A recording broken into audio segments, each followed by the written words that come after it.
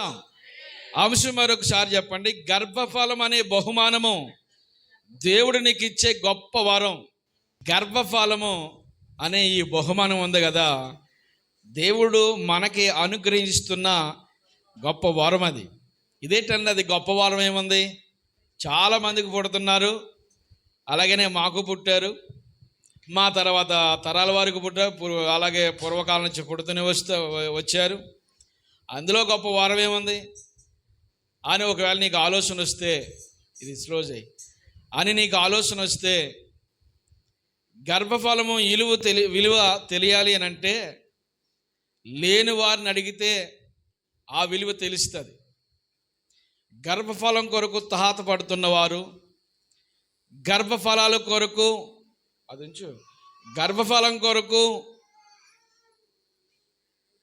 ఎన్నో రీతులుగా సంవత్సరాల తరబడి ఎదురు చూస్తున్నవారు, దాని కొరకు లక్షలాది రూపాయలు ఖర్చు ట్రీట్మెంట్ కొరకు ఖర్చు చేస్తున్నవారు, ఏ రకము చేతనైనా కానీ గర్భఫలము సంపాదించుకోవాలని ఎన్ని రీతులుగా ప్రయత్నం చేస్తే అది అయ్యే పైన ఎవరివ్వాలి? అది దేవుడు అనుగ్రహించాలి. దేవుడిస్తే అది దేవుడిచ్చేదే కానీ మనుషులు ఇచ్చేది కాదు. మనుషులు ఇచ్చేదే, అదే మనుషుల ద్వారా అది జరిగేది అని అంటే చాలా ప్రయత్నాలు ఈనాటి సమాజంలో జరుగును. దేవుని ద్వారా కలిగేది తప్ప కానీ మనుషుల ద్వారా కలిగేది కానే కాదు. దేవుడు నీకు ఇచ్చిన ఈ గర్భఫలమైన ఈ బహుమానం ఉంది కదా, అది నీవు పొందుకున్న తర్వాత జీవితాంతం ప్రభువునకు కృతజ్ఞులై బ్రతకాలి. Amen, amen. జీవితాంతం ఎలా బ్రతకాలి? కృతజ్ఞులై బ్రతకాలి. కృతజ్ఞత లేకుండా బ్రతితే దేవుడు నీకు ఇచ్చిన ఆ గర్భఫలానికి అసలు విలువ ఉండనే ఉండదు. ఒకసారి వాక్యాన్ని చదువుదాం. ఆదికాండంలోకి వెళ్దాం. మొదటి వచనం ఆదికాండ గ్రంథములో, ప్రారంభ గ్రంథమైన ఆదికాండ గ్రంథము 30వ అధ్యాయము మొదటి 2 వచనాలు చదువుదాం. రాహేలు తన యాకోబునకు పిల్లల కనకపోవుట చూసి, తన యాకోబునకు పిల్లల కనకపోవుట చూసి తన అక్కయందు ఏం పడింది? అసూయపడింది అంటండి. అక్కకేమో పిల్లలు ఉన్నారు, చెల్లికు పిల్లలు కలగలేదు. అక్కకు పిల్లలు పుడుతూ ఉన్నారు, చెల్లికి పిల్లలు లేరు. పిల్లలు లేరని ఏం చేస్తూ ఉంది? ఆ పిల్లలు కలిగిన తల్లి ఆ పిల్లలను తీసుకొని ఆడించి వీళ్ళే నా పిల్లలని వాళ్ళని సత్కరిస్తూ, వారికి పరిచయం చేస్తూ, వారిని పోషిస్తూ అలాగేమైనా చేస్తూ ఉందా? అలా చేయకుండా ఏం చేస్తుంది మరి? అక్క యందు అసూయపడిపోతూ ఉందంటండి. అక్కకు అప్పుడే 4 పుట్టారు. అక్క యందు ఏం పడుతూ ఉంది? అసూయపడుతూ ఉంది. అసూయపడుతూ అక్కకు పుట్టారు పిల్లలు, నాకు పుట్టలేదని చెప్పి యాకోబు దగ్గరికి వెళ్ళింది. యాకోబు యజమానుడా అని బోరు నేడుస్తూ, నీవు నాకు గర్భఫలం ఇయ్యి, నాకే కనుక నువ్వు గర్భఫలం ఇవ్వకపోతే నేను చస్తాను అంటుంది. మీరు బాగా అర్థం చేసుకోవాలి ఈ మాటలు. నీవే గనక నాకు గర్భఫలం ఇవ్వకపోతే నేను చస్తాను అంటుంది. గర్భఫలము నీవే కానీ నువ్వు నా అక్కకి ఇచ్చావు గర్భఫలము, నాకు గర్భఫలం ఇవ్వలేదు.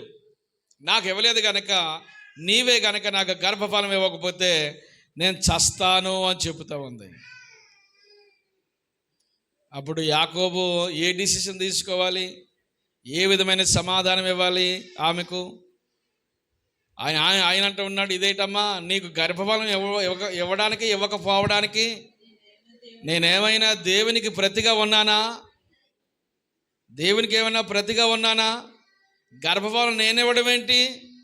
ఏదైనా ఒకవేళ అది పట్రా ఇది పట్రా అంటే నేను తేగలను, కానీ ఏదైనా నాకు ఇష్టమైంది ఏదైనా ఒకటి తీసుకురా అంటే తీసుకొస్తాడు.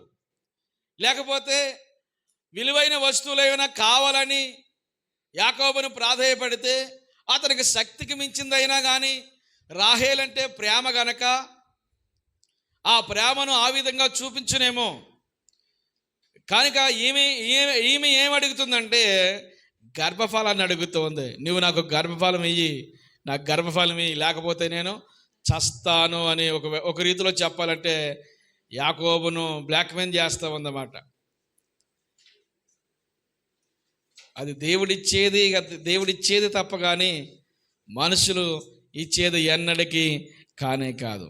నీకు గర్భఫలం ఇచ్చేది దేవుడు ఇయ్యాలమ్మా.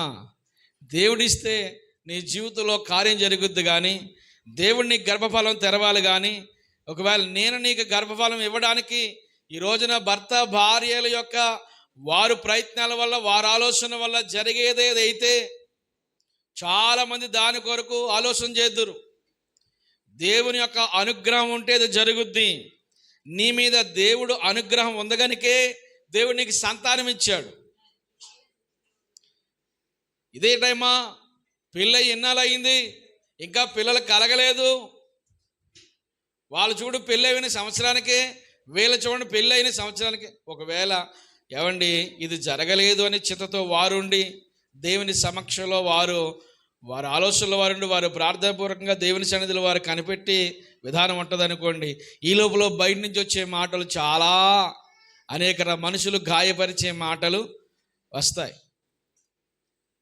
మనుషులకి ఆ విధానం తెలియదండి. ఒకవేళ అవసరమైతే నువ్వేం చేయాలంటే విశ్వాసంతో ప్రార్థన చేయమ్మా, నమ్మకంతో ప్రార్థన చేయి.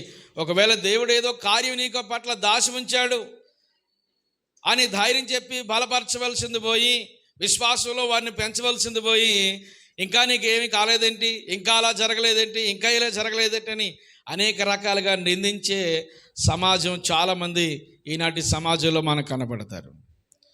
దేవుడిచ్చే దాని కొరకు నువ్వు ఎదురు చూడాలి. అది భర్త అయినా భార్య అయినా. రిబకా గర్భఫలం కొరకు ఇస్సాకు ప్రార్థన చేశాడంటండి. ఆమె చెప్పండి ఒకసారి. రిబ్కా పిల్లలు ఇంకా కంటలేదని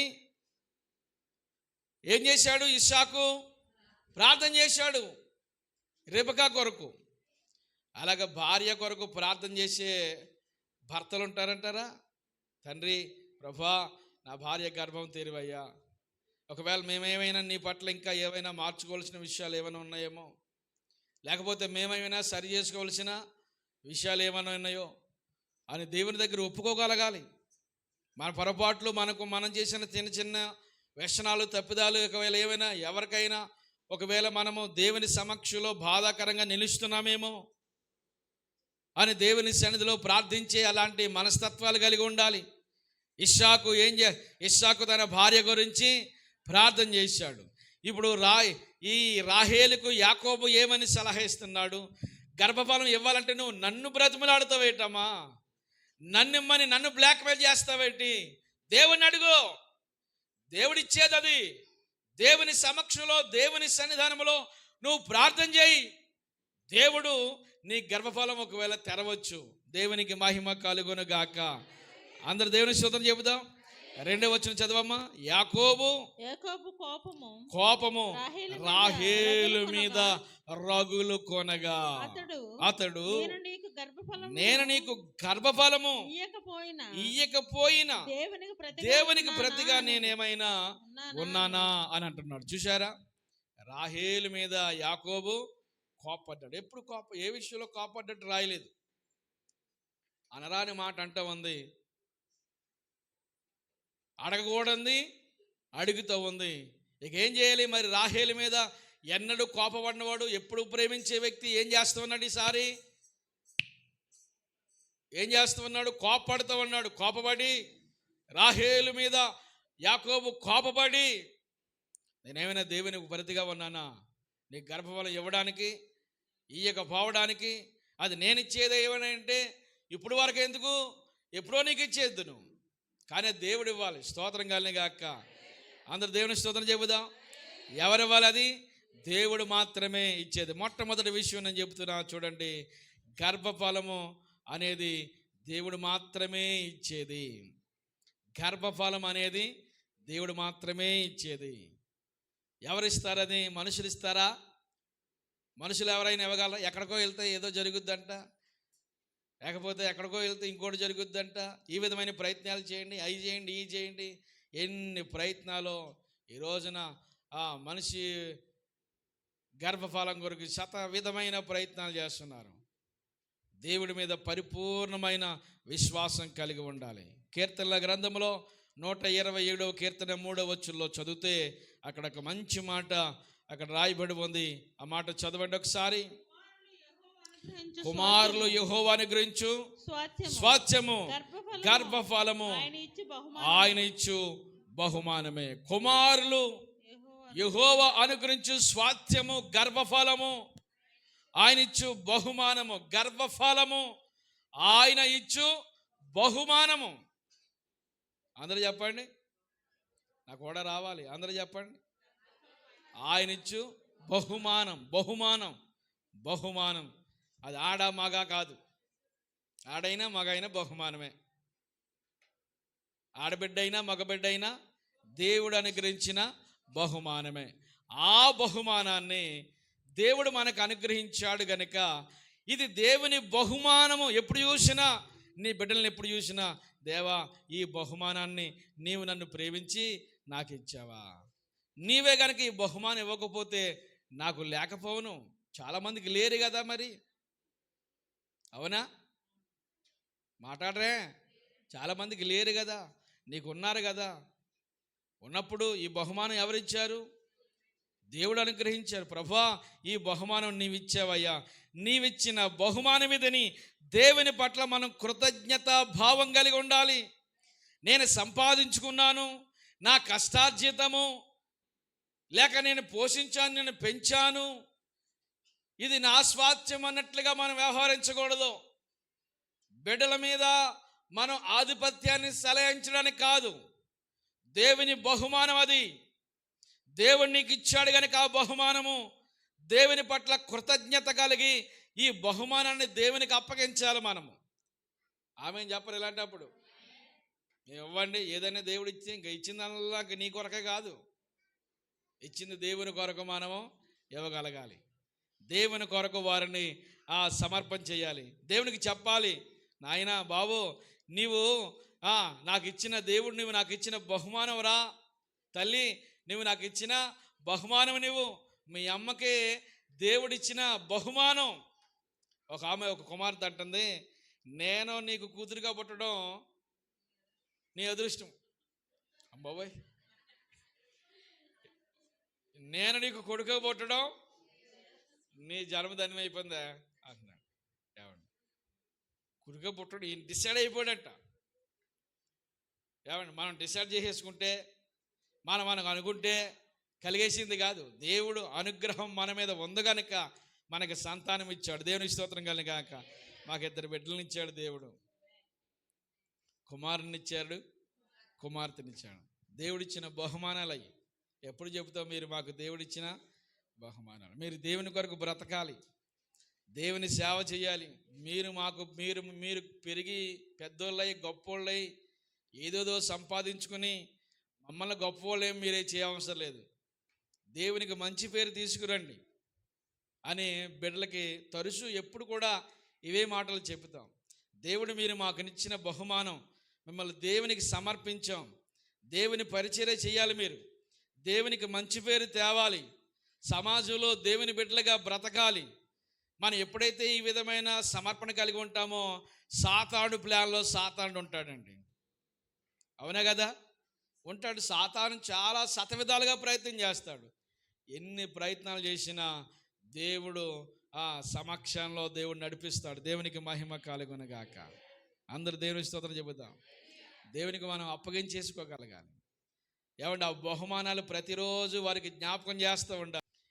ఎంత నిప్పులు పడ్డావో, ఎన్ని బాధలు పడ్డావో, ఆ డెలివరీ అయిన రోజున కూడా ఆమె గురించి ఆమెతో చెప్పాలి, ఆ రోజు ఎంత బాధపడ్డావో. ఏం సిగ్గుపడవలసిన విషయాలు ఏం కాదు, దేవుడు చేసిన మేళ్ళు. Amen, amen. ఇప్పుడు బాగానే అంటావు, డెలివరీ పెద్ద ఏం కాదమ్మా, 9 నెలల మాత్రం, ఆ తర్వాత గంట పెద్ద ఇబ్బంది ఏం కాదని. కానీ నీకు బాగానే ఉంటుంది. కానీ కొత్తగా కనసివైన అమ్మాయికి నీకున్నంత ధైర్యం ఉంటుందా? అమ్మ సహోదరి, ఆ ధైర్యం ఉంటుంది, నీకున్న ధైర్యం ఉంటుందా? వాళ్ళకి అది పెద్ద ఏం పనే కాదు, చాలా సులువుగా చెప్తారు. కానీ కొత్తగా పెళ్ళైన అమ్మాయి గర్భవతి అయింది, ఎలా ఉంటుందో, ఏ ఏ ఏ పరిస్థితి జరుగుద్దో, ఎంత భయంకరమైన సిచ్యువేషన్ అనిపిస్తుందో. ఏమండి, ఏం తిన్నా కానీ లోపల ఏముండదు. ఆ భయం వేరు, ఆ ఆందోళన వేరు, ఆ టెన్షన్ వేరు. ఎలాగ ఉండాలి అలాగ ఉండాలని చాలా సీనియర్లు అయిపోయిన తర్వాత ఎన్నన్నా చెప్తారు మీరు, కానీ మీకున్నంత ధీమా వాళ్ళకు ఉండదు. ఏమండి, ఇవన్నీ బిడ్డలతో ఏం చేయాలంటే పంచుకోవాలి. దేవునికి స్తోత్రం కలుగును గాక. అందరూ దేవునికి స్తోత్రం చెబుదాం. హల్లెలూయా. 22వ వచనం చదువుదాం. ఆదికాండ గ్రంథంలో రాహేలు ఏం చేసిందో దేవుడు చెప్పాడు కదా, యాకోబు చెప్పాడు కదా, నేను కాదమ్మా ఇచ్చేది, దేవుడు మాత్రమే అనుగ్రహించేదని చెప్పిన తర్వాత రాహేలు ఏం చేసిందో 22వ వచనం చదవమ్మా. 30వ అధ్యాయం 22వ వచనం. జ్ఞాపకం చేసుకుని, ఆదికాండ గ్రంథము 30వ అధ్యాయం 22వ వచనంలో రాహేలు ఏం చేసిందో చూద్దాం. దేవుడు చదవమ్మా. దేవుడు రాహేలు జ్ఞాపకం చేసుకుని, రాహేలు జ్ఞాపకం చేసుకుని ఆమె మనవి విని ఆమె గర్భము తెరిచెను. ఏంటంట? ఆమె మనవి విని ఏం చేసి, ఆమె మనవి విని. మరి ఆ మనవి విని అంటే ఏం చేసింది? ఈమె రాహేలు మనవ చేసుకుంది. ఏమని మనవ చేసి ఉంటుంది చెప్పండి? ఏమని మనవ చేసి ఉంటుంది? అయ్యా, నాకు బిడ్డల్ని ప్రభువా, నా మీద ఉన్న నింద తొలగించు ప్రభువా. దాసి ద్వారా సంపాదించుకుంది. దాసి ద్వారా సంపాదించుకున్న మాత్రాన ఈమెకి పుట్టినట్లు కాదు కదా. ఏదేమైనా నువ్వు గొప్ప దేవుడు, నువ్వు అద్భుతాలు చేసే దేవుడు. గర్భఫలము నా యజమాడిచ్చేది కాదు, గర్భఫలము ఏ రీతిలో సంపాదించుకునేది కాదు. పుత్రదాత ఫలాలు ఉంటాయి. ఆ ఫలాలు లే దగ్గరి రాహేలు కొంటది. ఒకవేళ చాలా ప్లాన్లు ఉంటాయి. ఆ ఔషధం కలిగిన పళ్ళు తింటే పిల్లలు పడతారు, ఈ ట్రీట్మెంట్ చేసుకుంటే పిల్లలు పడతారు, ఈ రీతిలో ఉంటే మేలు జరుగుద్దని అనేక రకమైన ప్రయత్నాలు ఉండొచ్చు. ఆ ప్రయత్నాలన్నీ కూడా వ్యర్థమే. రాహేలుకి ఏం చేస్తా ఉంది? చాలా ప్రయత్నాలు చేసింది, చాలా ప్రయత్నం. భర్తతో పోరాడింది, ఈ ఔషధం కలిగిన పళ్ళు తిని దాని ద్వారా ఎన్నో ప్రయత్నాలు చేసి చాలా చేసింది. కానీ ఏ రీతిలో కూడా ఆమెకు అవకాశం లేదు. దేవునికి మొర్ర పెట్టింది రాహేలు. మనవిని దేవుడు విన్నాడు. ఆమె మనం విని ఆమె గర్భాన్ని తెరిచాడు. దేవునికి మహిమ కలుగునగాక. ఆమె గర్భం తెరిచిన తర్వాత గర్భవతి అయి కుమారుని కని దేవుడు నా నింద, ఆమెన్ ఆమెన్ ఆమెన్. నింద అంటే ఏంటి? ఏదైనా తప్పు చేసిందా నింద? సమాజం మరి మామూలుది కాదు కదా. ఈనాడైనా ఆనాడైనా సమాజం ఉండే వేలో సమాజం ఉంటుంది. చాలా నింద ఉంది. ఆ నింద ఇప్పుడు ఈమె పట్ల ఉన్న నింద దేవుడు ఏం చేశాడంట? తొలగించిననుకుని అతనికి యేషేబు అనే పేరు పట్టడం జరిగింది. ఆమెన్. ఆమె నింద ఏమైంది? ఇప్పుడు నింద తొలగించిన వాడు ఎవరు? దేవుడే.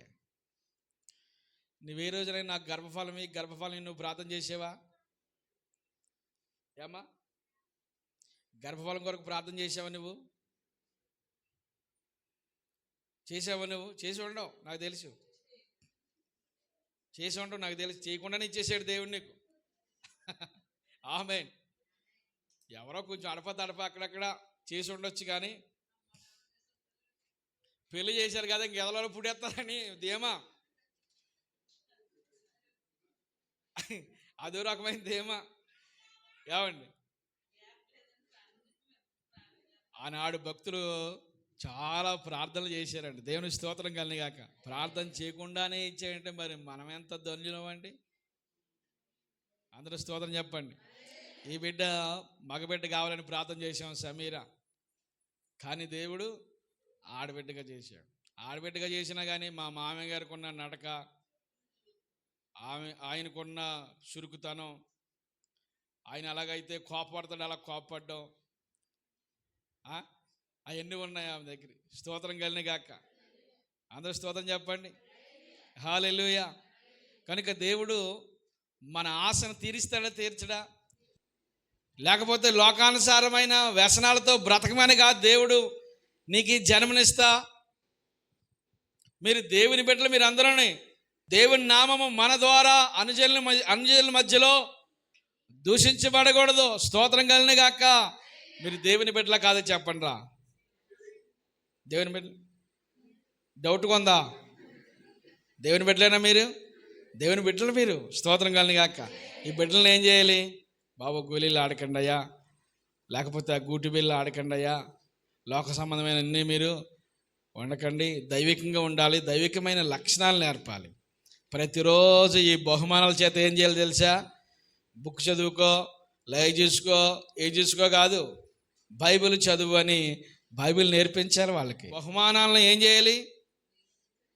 దైవికమైన మాటలు చెప్పాలి. బైబిల్ చదువు, ప్రార్థన చేసుకో, విశ్వాసం. ఏదన్నా కావాలని అడిగనుకో వెంటనే జేబులో డబ్బులు తీసేసి ఎంత, లేకపోతే ఫోన్పే చేసేయడం కాదు. ప్రార్థన చేయి, దేవుడు అనుగ్రహిస్తాడని.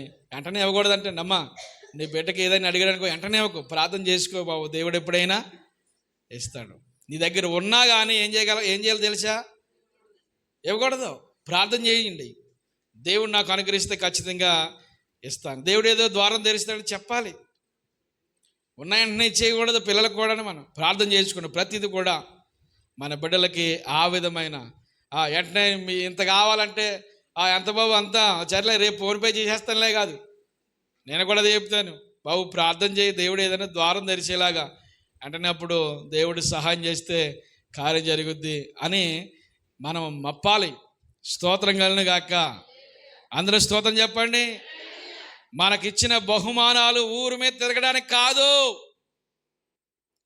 లోకంలో బ్రతకడానికి కాదు, వ్యసనాలతో ఉండమని కాదు, దేవుని కొరకు ఆ బహుమానాలు పెంచుతుంగాక. యేషేబు అనే పేరునకు అర్థమేంటో తెలుసా? ఫలించెడి కొమ్మ, అభివృద్ధి. దేవుడే ఇచ్చాడు కనుక ఈ బిడ్డను మరలా ఎవరు అభివృద్ధి పరచాలంటే దేవుడే అభివృద్ధి పరచాలి. దేవుడు అభివృద్ధి పరచాలంటే దేవుని యొక్క లక్షణాలు బిడ్డకి చెప్పాలి. కనుక దేవుని కొరకు ఆ బహుమానాన్ని పెంచాలి. దేవుని కొరకు ఆ బహుమానాన్ని సిద్ధపాటు చేయాలి. దేవుని కొరకు ఆ బహుమానాన్ని ప్రిపేర్ చేయాలి. దేవుని పరిచయం, దేవుడు దేవుడు దేవుడు దేవుడు అంతే. యేషేబును అలాగే పెంచింది ఆ తల్లి. ఎవరిని? యేషేబును రాహేలు అలాగే పెంచింది. నాయన ఎన్నో సంవత్సరాలు ప్రార్థన చేస్తే పుట్టినవాడురా నువ్వు దేవుని కొరకు బ్రతకాల, రెట్టింపు అభివృద్ధి నీవు సమాజానికి చూపించాలని తల్లి అలా ప్రిపేర్ చేస్తే ఆ యాకోబు కుమారులందరిలోకి ఎక్కువగా భక్తిగా ఉండేవాడు ఎవరు? యేషేబే. కళ్ళగంట ఉండేవాడు, దర్శనాలు చూస్తూ ఉండేవాడు, మంచి మంచి మాటలు. అన్నలు చేసే చెడుతనం అంతా వీళ్ళు కొంచెం పెద్దోళ్ళు కదా, ముదుర్లు కదా, ముదుర్లు. ఈ ముదుర్లు అందులో ముదరాసాలు వేస్తూ ఉండేవారు. ఆ యాసాలు వేస్తుంటే అవన్నీ తీసుకొచ్చి నాయన ఇదిగో పెద్దన్నయ్య పలానా టైంలో ఇగో అక్కడ ఇలా చేశాడు, ఇగో చిన్నన్నయ్య మూడోవాడు ఇలా చేశాడు, ఇవన్నీ చెప్పేస్తూ ఉండేవాడు. ఎందుకంటే దైవికమైన వ్యక్తి ఉన్నాడు అనుకోండి, లోకానుసారమైన అలవాట్లు ఇష్టపడ్డు. మనకేం కావాలి? దైవికమైన మాటలు చెప్పామంటే కొనిపట్లు వచ్చేస్తాయి, దైవికమైన మాటలు చెప్పామంటే పెద్ద ఇంట్రెస్ట్ ఉండదు. దైవికంగా ఏదైనా మనం నడవాలన్నా అది వినడానికి కానీ ఆ సహవాసం కానీ పెద్ద ఇష్టం ఉండదు. లోక సంబంధమైన ఏమైనా చాలా ఇంట్రెస్ట్గా ఉంటాయి. లోకం మన జీవితానికి చాలా వినాశనం తీసుకొస్తుంది. నీ బిడ్డలకు ఎప్పుడు దైవికమైన మాటలు చెప్పాలి కానీ కక్షలు, ప్రతీకారాలు. అమ్మా, నీ బిడ్డలకి ఎప్పుడు కూడా వాళ్ళ కుమ్మెట్టెక్కకు, వాళ్ళకి మనకి మాటలేవు, ఇంటికి వెళ్ళకు. వాళ్ళకి మనం ఏం చేయము? నువ్వు బడికి వెళ్ళిపోయిన తర్వాత అయింది మాకు గొడవ, నీకు తెలియదు కనుక చెప్తున్నాను. ఈ రోజు మళ్ళొచ్చుకొని ఆ గుమ్మెట్టు ఎక్కావంటే నీ కాలేరు చేస్తానన్నావు అనుకో, ఇంకాడికి ఏం అర్థమైపోతుంది? ఎలాగుండదని అర్థమైపోతుంది, మనం ఎలాగ ఉండాలో అదన్నీ అర్థమైపోతున్నాయి. ఇంకాడికి తెలియకుండానే మనం ఏం చేస్తున్నామంటే నేర్పించేస్తున్నాం. అవి కాదు మనం నేర్పించవలసింది, భక్తిని నేర్పించాలి, విశ్వాసాన్ని నేర్పించాలి, ప్రార్థన చేయాలి. ఇంత వయసు వచ్చిన కానీ ఒకసారి కూడా బైబిల్ పూర్తి చేయలేని వారు చాలామంది ఉన్నారు. పూర్తి చేసే బైబిల్ ఎప్పుడైనా అవదు. ఇంకా అప్పుడు పరదేశంలో పోయిరారా, బైబిల్ పూర్తయితులకి పరదేశాలవే. ఇంకా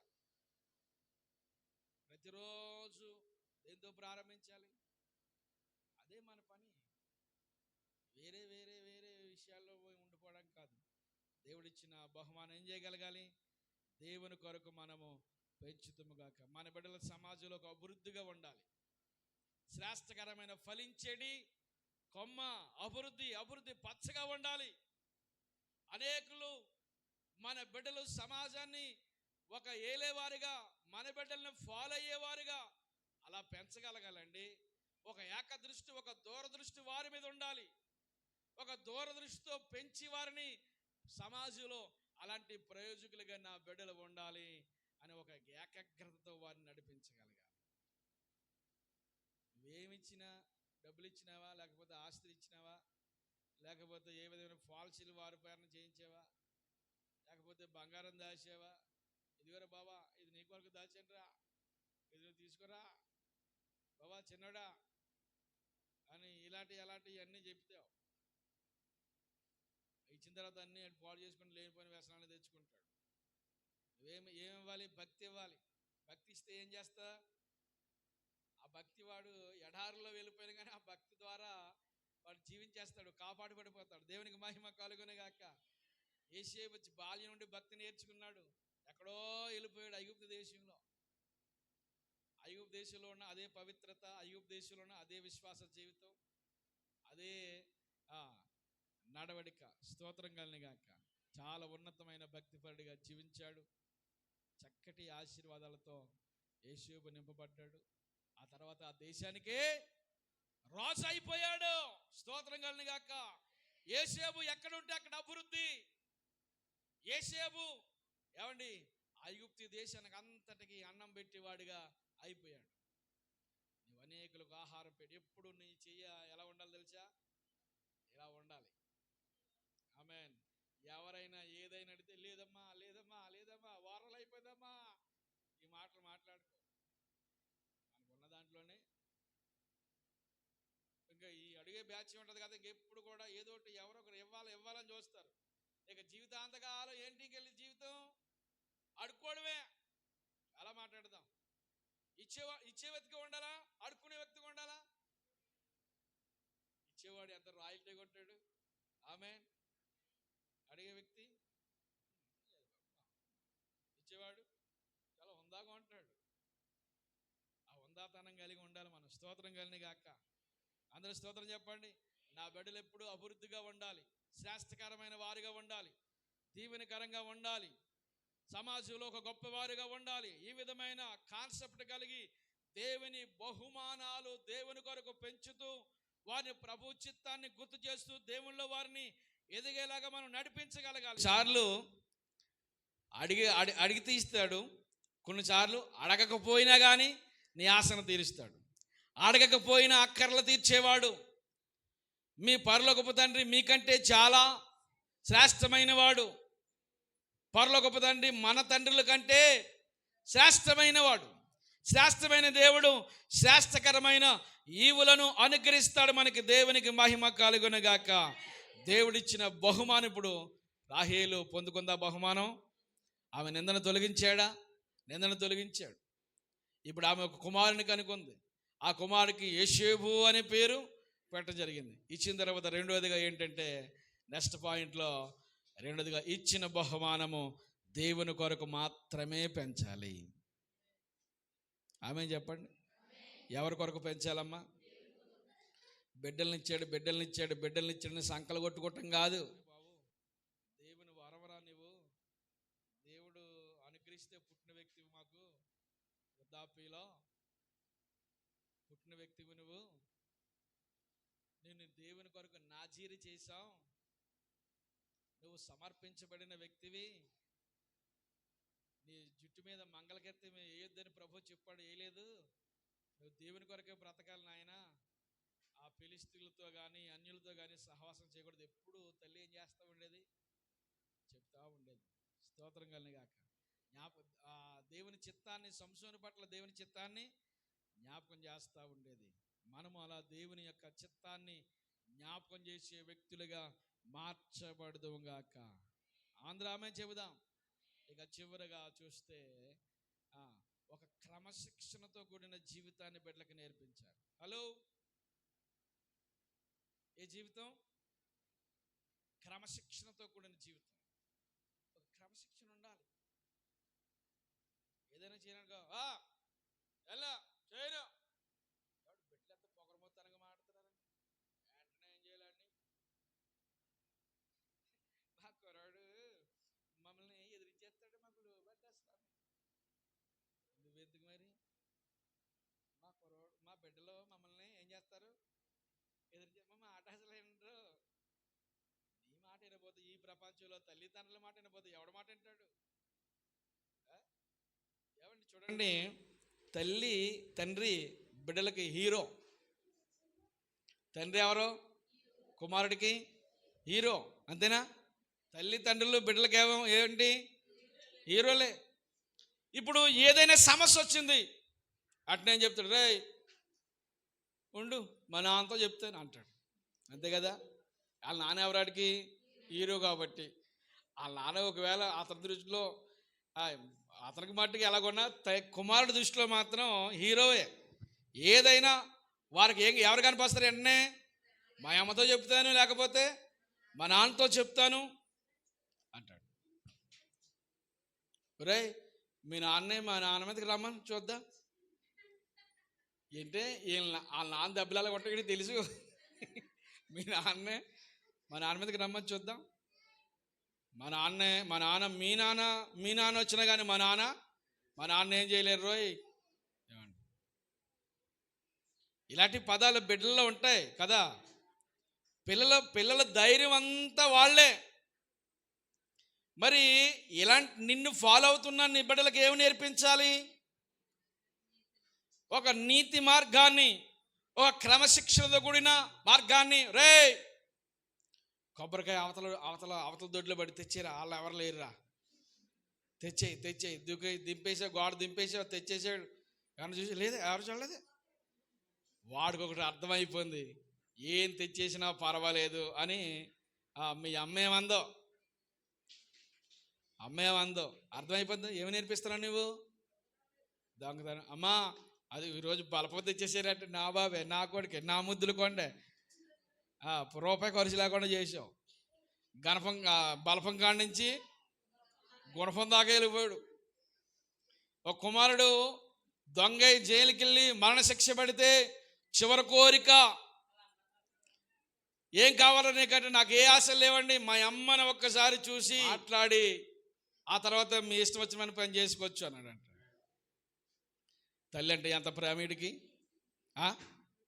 తల్లి అంటే ఎంత ప్రేమ. ఇలాంటి కుమారులు ఉండడం ఎంత మంచిది అనుకుని, ఎందుకో పాపం ఇడలాగా అయ్యాడు అని ఆ తల్లి మీద ప్రేమను చూపిస్తున్నాడని తల్లిని తెచ్చారు ఇంటికి. అమ్మ తల్లిని చూస్తాను కానీ, అమ్మ దగ్గర రామ్మా అన్నాడు. ఇంకా కాస్త దగ్గర రమ్మన్నాడటండి. ఇంకా కాస్త దగ్గర రమ్మన్నాడు.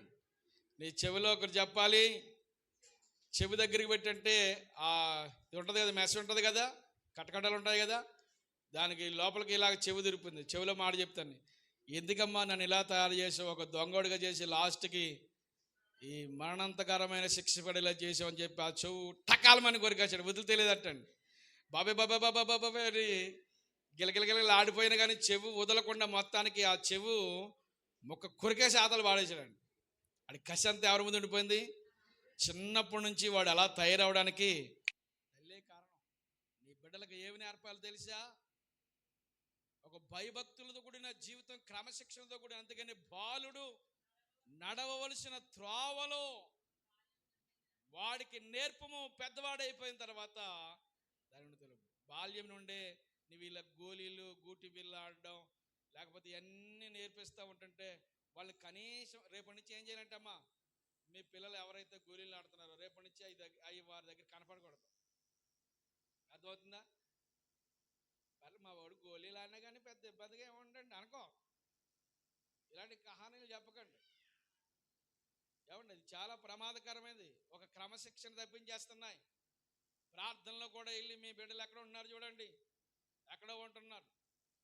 బాల్యం నుండి వాళ్ళకి భక్తిని నేర్పిస్తూ జీవిత విధానాలు వారికి నేర్పించే వ్యక్తులుగా మార్చబడుదుముగాక. అందరు దేవుని స్తుతిని చెబుదాం. మన బిడ్డలు దేవుని కొరకు బ్రతుకుదురుగాక. అలా బ్రతికేలాగా నీవు వారిని దేవుని కొరకు పెంచుదువుగాక. ప్రతిరోజు మన బిడ్డలను మనం ఏం చేస్తూ ఉండాలి? ఎక్కడికి వెళ్ళి ఆడుతున్నాడు ఫాలో అవ్వాలి. ఇక నీ బిజీ నీ పిల్లలు ఇచ్చాడు, నాకు 3 ఇచ్చాడు, 4 ఇచ్చాడు, 2 ఇచ్చారు అనుకోవటం కాదు. ఆ 2 దేవుని మహిమ కొరకు పెంచాలి. ఆమేన్. ఆ 3 దేవుని కొరకు పెంచాలి.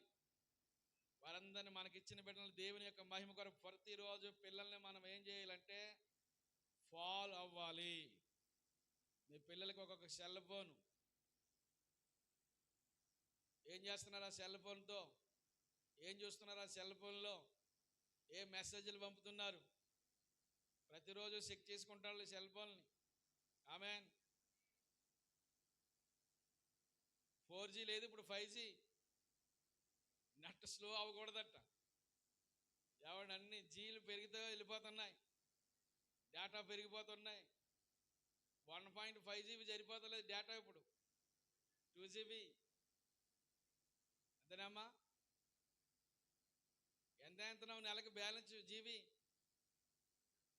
ఏమండి, ఒక ప్రత్యేకమైన సెల్ ఫోన్లు, ఒక ప్రత్యేకమైన జీవితం, ప్రత్యేకమైనవి మీ పిల్లలకి సపరేట్గా మీరు అలవాటు ఏం చేయకండి. అన్ని మనతో వాళ్ళు ఏకమైపోయి ఉండాలి. అనుభవంతో చెప్తున్న మాటలు. అనేకమైన చోట్ల చూస్తున్న పరిస్థితులు. వారికి ఏది కూడా మన పెళ్ళి కాకుండా ఏది సెపరేట్గా ఇది నీది అనేది ఏది ఉండకూడదు. మనదే వారిది అవ్వాలి. అందరం కలిసి తినాలి, అందరూ కలిసి పడుకోవాలి.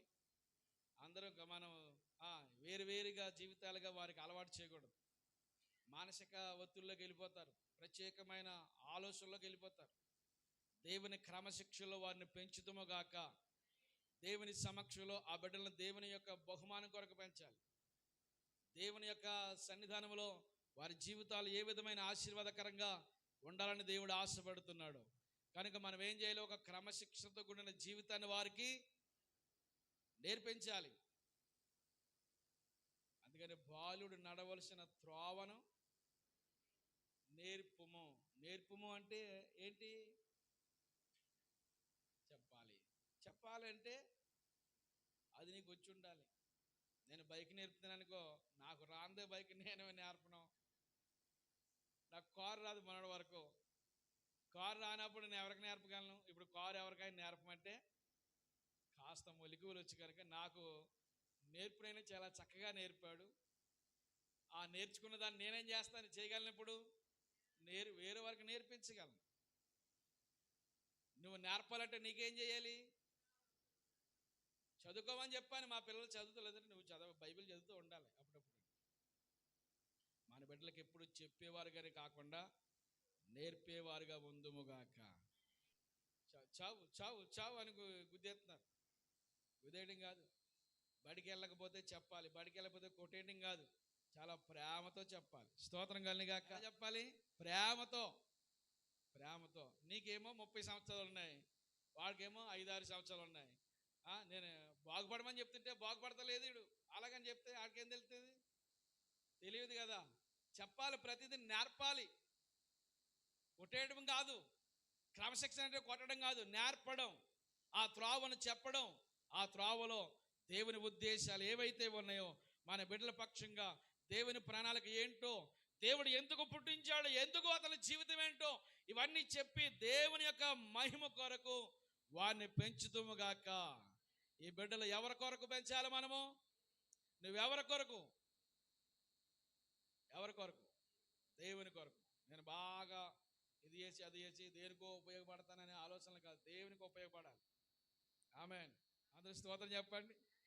కనుక మనము ఏం చేయాలి? దేవుని యొక్క దేవుని సేవకు దేవుని పరిచర్య కొరకు ఎలా ఉపయోగపడాలో అలా ఉపయోగపడుతూ ప్రభు యొక్క సన్నిధానంలో ఈ బిడ్డలని దేవుని యొక్క సన్నిధానంలో ఎదిగేలాగా ప్రతిరోజు దైవ క్రమశిక్షణ దైవ భీతి కలిగి దేవుని సన్నిధిలో నడిపించబడాలి. కనుక మనం దేవుని బిడ్డలమన్న విషయం మర్చిపోవద్దు. నువ్వు దేవుని సొత్తు. మనందరినీ ఇప్పుడు టోటల్గా మనం వస్తే మనందరినీ ప్రభు వారు విలువ పెట్టి కొన్నాడు. మనం కొనబడ్డామా? మన దేవుని సన్నిధిలో మనందరూ కూడా కొనబడిన వారు. మనము దేవుని యొక్క నామ ఘనత కొరకు పని చేయాలి. దేవునికి అవమానకరమైన పనులు ఏమి చేయబడదు. మీ వలనే కదా నా నామము అన్యజనుల ఎదుట దూషించబడదు. మన ద్వారా దూషించబడదు. మన ద్వారా దేవుని నామం హెచ్చించబడాలి. ఎక్కడికి వెళ్ళి నువ్వు దేవుని బిడ్డవని గుర్తించాలి. ఎక్కడికి వెళ్ళి నువ్వు ప్రభు బిడ్డవని తెలుసుకోవాలి. అనేకులు ప్రభు యొక్క నామాన్ని మహిమపరిచినట్లుగా మనము సమాజంలో ఆ రీతిగా వ్యవహరించి దేవుని చిత్తానికి అనుకూలంగా మనందరూ నడిపించబడుదుముగాక. అట్టి కృపా ప్రభు మనకు అనుగ్రహించునుగాక. మోకరించండి, ప్రార్థన చేసుకుందాం. అందరూ మోకరించండి. ఒక్క నిమిషం. ఇక ముగింపులో